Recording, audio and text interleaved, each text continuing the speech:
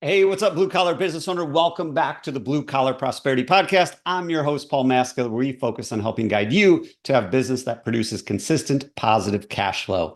In today's episode, we are going to go over start with the end in mind. So if you are new to the show, once a month, I dive into a topic, go pretty deep to help you get a little bit closer to where you want to go. So starting with the end in mind, can you relate to this? You started your business just so that you didn't have to work for somebody else. You thought, I can do it better. They're doing these things wrong. If we just do X, Y, and Z, we can go build a better business. I know that's why I started my business. My initial business, that's why I started it, is because I was tired of working for somebody else. So my initial career, I used to work in finance, sat in a cubicle, looked at spreadsheets all day, watched a whole bunch of people get laid off in 2008, and realized this really isn't for me. So the reason that wasn't for me is because I wanted to go be in charge. I wanted to be the boss. I wanted to be one in control. And that's what I did. Before I knew it, I thought I had made it. I had achieved my goal of working for myself and money was coming in. There was proof of concept of, hey, this business thing is working. Customers are paying me. We're putting money in the bank. But before I knew it, I realized I was working more than ever because what happens when you do a good job, and I'm sure you're very similar, is you start to get busy. Word starts to spread. Hey, give Paul a call. He's really good at it, has really good pricing, great customer service, all the things. And then you realize you're doing all the things. And it feels like there's really no way to get out of it. You're on this hamster wheel, waking up, just trying to survive the day, the week, the month. And what I realized was I didn't have a vision. My initial vision was, hey, let's go work by myself, for myself, so I don't have to work for somebody else. And I had achieved that vision. But then after that, I didn't realize there was anything else to do other than go work for myself, because you've probably heard it a million times. I know I did. That's just the way it is. That's part of being a business owner. And yes, to a certain extent, it is. You've got to grind it out to get going. You've got to wear all the hats. But then eventually, when everything becomes too much and you're spinning too many plates, eventually some of them are going to fall. So what changed for me? I read the book Built to Sell by John Warrillow. If you are watching this on any sort of video platform, you can see the book back there on my bookshelf. I still believe it's one of the most foundational, most valuable books anybody can read.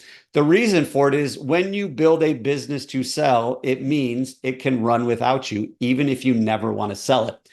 I recommend that book to everybody. And a lot of people say, well, I don't want to sell my business. I want to just hold on to it, put a GM in place, and then, go do something else, go get into real estate. Or I want my kid to have it. Or I want to be the GM and I never want to sell it.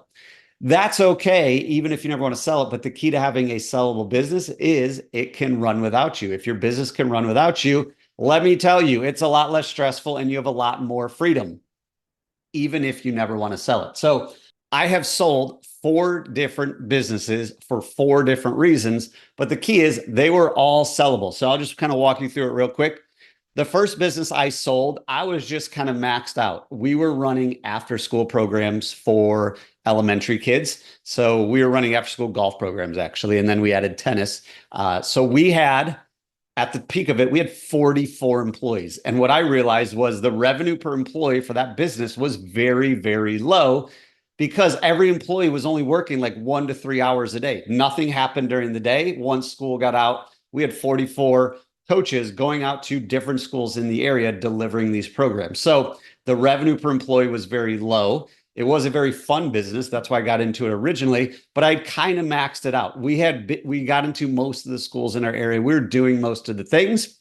And I realized that the return on my time going forward would be a lot less than it was when I was scaling up this business. So that was the first reason. The second business I sold was actually a dog walking and pet sitting business. I had no intention of ever getting into a dog walking and pet sitting business. I don't own dogs, don't own cats, don't own pets. But I saw a huge opportunity in the market because most people in that space was the one-man band. They just did it for fun. They did it on the side, or it was their main thing, but they didn't know how to scale.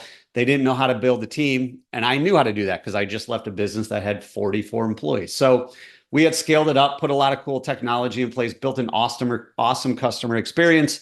And ironically, I went on vacation for 2 weeks to England and Scotland, had a key employee in the business running it while I was gone. When I came back, he said, hey, man, I had so much fun. I want to buy your business. I said, cool. What's the price? So that was the second reason. I sold it to an employee, didn't have to sell it, didn't want to sell it unless the price was right, but I was able to sell it. And I was able to sell it to someone who had such a big passion for it, a huge pet person, and was really excited about the opportunity. The third business we sold was actually my wife and I ran it together. We bought a gym franchise during COVID when gyms were going out of business left and right. And we bought it with the initial goal of, hey, let's scale this up and have multiple locations throughout the area. So we bought the first one. It was about to go out of business. So we bought it for a very good price at the end of 2020 and started to get it turned around. Ended up becoming one of the top 10 franchises in the country. Unfortunately, the franchisor decided to change the model compared to what we had built it on. So the model they were going to, the model we would have been forced to go to, we didn't love. However, our business was sellable, so we were able to sell it. So that was another reason. And then the last one, for the last 3 years, I was a partner in an electrical company, and I sold it to my partner who was the electrician. So it was sellable. It was a very successful business. We had grown it by over 500% in 3 years, had all the systems and processes in place, a great team in place. So he was able to buy it and take it over and run it full time, where initially he was kind of the service manager overseeing all of the electrical work. And then I was more or less overseeing the business and finance of it. So why I go on that tangent is to show you that there's so many different reasons to sell a business. When your business is sellable, it makes it a lot easier when those things come up. If a key family member gets sick, if something happens to you or yourself, or if you just don't want to be tied to the business 24/7. The reason all those businesses that I sold were sellable is because I had a defined definition. I knew what the end was. So that's what we're going to go into a little bit more in depth on today's show is that's what I do now. So every time that I work with a client, so for those of you that don't know, I'm an outsourced CFO. So my main focus is helping businesses who are great at what they do, need help on the financial part, understanding their numbers, understanding cash flow, understanding goals and money and profit and all those things and building wealth. The very first thing I do is figure out what do they want to do? Why did they start this business? Because there's so many owners in the trades, I believe, that are so close to achieving that freedom, the wealth, the prosperity that they want, that they desire, that they've earned. They just got to get the numbers in place. So where do we start? This is where I want you to get out your pen and paper. If you're driving, don't get out your pen and paper, but go back and re-listen to it.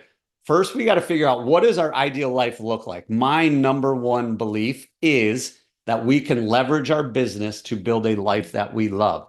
We see plenty of other people doing it, and we want to do it as well. And I'm here to tell you it is 100% possible. We just got to get a little bit of things dialed in. So what does your ideal life look like? When you are living your ideal life, what does it look like? How many weeks are you traveling? What are you doing for investing? What are you doing to build prosperity, to build wealth? What are you doing from a real estate standpoint? What are you doing from a time standpoint? Map out what your ideal life looks like and figure out, how much money do I need in order to make that happen? People say money doesn't buy happiness. I think money enables us to live a very happy life. Money is a powerful tool, just like anything else. When we use it in a good way, it can be very powerful. When we use it in a bad way, it can be very powerful the other way. So what does our ideal life look like? Map it out, get granular, get detailed, and figure out exactly how much time you can spend in your business and how much money you need that business to produce for you. So now we know, what type of business do we need to build in order to make that happen? How do we do that? First, we have to map out what our ideal organization looks like. So map out your future org chart. So that way, when you've made it to the place you're going to that destination, what does that look like? Now, if you're in HVAC, plumbing, electrical, or landscaping, they're all going to be pretty similar, because those businesses, in my opinion, are a little bit more scalable than some other ones. Not saying others aren't scalable. However, there's a little bit more complexities to some of those business versus others. But you're going to have things covering the main 4 departments. So the main 4 areas of any business, if you just follow the customer journey, it'll tell you what it is. First, it's marketing, then it's sales, then it's delivering your service, and then it's the financials of everything and what falls under financials. So that's what we want to build. What does our ideal organization look like? So marketing, do you have a marketing company? Do you have a CMO? Do you have a fractional CMO that's doing all of your marketing strategy for you? That person's reporting to a GM. Then let's look at our finance, and then at the end, we'll look at all of the other things because that's the main meat of most businesses. Finances. Do you have a CFO? Do you have an outsourced CFO? Do you have a fractional CFO? Who's guiding the strategy from a financial standpoint? It's not your CPA. It's not your bookkeeper. They are doing things that are in the past. Your CFO is looking forward into the future and helping guide you where you want to go. Under that CFO is your bookkeeper, is your accountant, is HR, all those things going in there. And then the main part of your business is the operations. So looking at your operations manager, who reports to your operations manager, depending on your business model, it'll be a little bit different. But in a, quote unquote, normal service business, you are going to have your service technicians. So your service technicians, they are the ones out selling and doing work. Those people are reporting to a service manager. Also reporting to your service manager is probably your dispatchers, people that are controlling the day-to-day schedule. Then you might have sales. You might have comfort advisors. So that's under your sales department, under a sales manager. Then you're probably going to have an install team. So your install team is doing work that was already sold.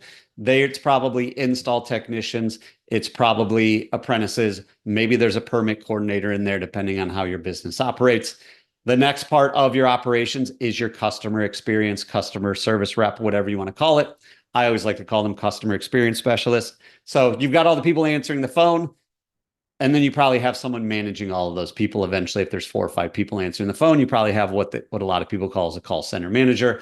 And then the last one that you might have is some sort of warehouse fleet manager, people making sure all of your vehicles are maintained, making sure all of your inventory is maintained. Now, if you can get really good, you can get some of your vendors to do that. If you get your material on consignment and let them handle that, where you maybe then just have an apprentice getting your material organized for you. Same thing for your vehicles. If you can build a good relationship with the local mechanic, the local auto shop, they might be able to manage most of your fleet for you, depending on that. But there's also a lot of technology out there that can do that as well. So now we know what our ideal future organization looks like. We need to know who's filling all those roles. How many people do we actually need? And that goes back to what your personal goals are. Do you want to be the GM or no? Maybe you just want to be operations manager and, oversee all the operations and have your own general manager. Everybody is different, but once we know what that looks like, then we have to figure out how much money do we need to make in order to make this happen. So you're going to start to put together a budget in place and start mapping out the financials and start setting targets so we know exactly what that destination looks like. Then we can rewind to today. Where are we at today? Then you can start step by step getting to where you want to go. So in conclusion of all that, first, we got to know what our ideal personal life looks like. Then we need to know how big of a business do we need in order to achieve that? Then we need to map out the organization chart of that. What does it look like? And then really figure out the financials of how many customers do we need? How many service techs do we need? All of those things. And then start setting targets. So a couple real life examples. I've worked with people who want to build a really big business. They want a GM. They want all those managers in place. So that way, they don't have to do anything. And at that point, they're more of a shareholder of this organization. They're still going to have to do things. They're still sitting on the board, meeting with management, doing all that, but they're not, integral to the day-to-day success. Those people, they're building wealth inside of their business because that business is worth a lot because it can survive without the owner. Other people might want to build a smaller business where they are the GM, or like we said, they are the operations manager. And that's okay too. Everybody has different goals. We don't need to be running the same race. We're going to be running our race. The key to this is if your business requires you to be very successful on a day-to-day basis, we need to build wealth probably somewhere else. So we need to make sure our business is producing enough excess income so we can build wealth outside our business just because our business isn't as valuable as the business in example A, where it can run without us. And there's nothing wrong with either of those. To me, the key is to build wealth so that way we get paid over an extended period of time for all the work we've put in, all the value we have created. So hopefully that helps you guys out there get one step closer to achieving your goals, because first we need to know, in conclusion, what does our ideal life look like? What kind of business do we need to achieve to do that? What does that ideal organization chart look like? What do the financials look like? Let's start setting some targets in order to make that happen. And remember, everybody's running a different race. You're going to see all the things on social media. Oh, we're selling to private equity. Oh, we're rolling up another company. Oh, we're doing $100 million. We don't have to do that. We have to do what we want to do in order to live that we want to live and not live somebody else's life. And again, the book that I recommend for everybody to read is Built to Sell by John Warlow. It's a phenomenal book to really help you get crystal clear on building a business that can run without you. The key to all this is get started today. One of my favorite quotes, I've said it a million times, the best time to plant a tree was 20 years ago, and the second best time is now. It is never too late to start making changes. I have talked to so many business owners in the trades who think it's too late. It's not for me. It is never too late. The key is to get started and never stop, one foot in front of the other. Momentum is a powerful thing. If you get 1% better every single day, you'll be 37 times better 365 days from now. The only way you can do that is get started. Get rid of that thinking of what if I just throw in the towel and go work for somebody else again? That's way easier. You don't have to worry about all those things. Most people who say that, it's because they don't have a plan and they can't track their progress. Once we're tracking our progress, we have a plan. We know that we're on the right track. We have some gratification. We have some excitement. We can celebrate the wins because we know now we are getting closer to where we want to go. And lastly, if you do need help and want to talk through all this, you can book a call with me, no charge, no obligation. Go to thebluecollaradvisors.com/call. We'll dive into your business. I'll do a financial assessment of your business to determine how healthy your business is, what's working, what's not working, what are the red flags, what are the opportunities, so that way you can get crystal clear on not only where you want to go, but what steps do you need to start taking in order to get there. And before you head out, if you are ready to have a business that produces consistent positive cash flow so that you can have a financially healthy business and achieve your personal goals, let's make it happen. Head on over to thebluecollaradvisors.com/call to book a free financial assessment of your business. I will dive into the financials of your business, take a look at what's going on, find any red flags as well as opportunities that you have in your business. Let's make it happen. Again, thebluecollaradvisors.com/call. Until next time, remember, what got you here won't get you there. If you're ready for different results, it's time to start doing things differently.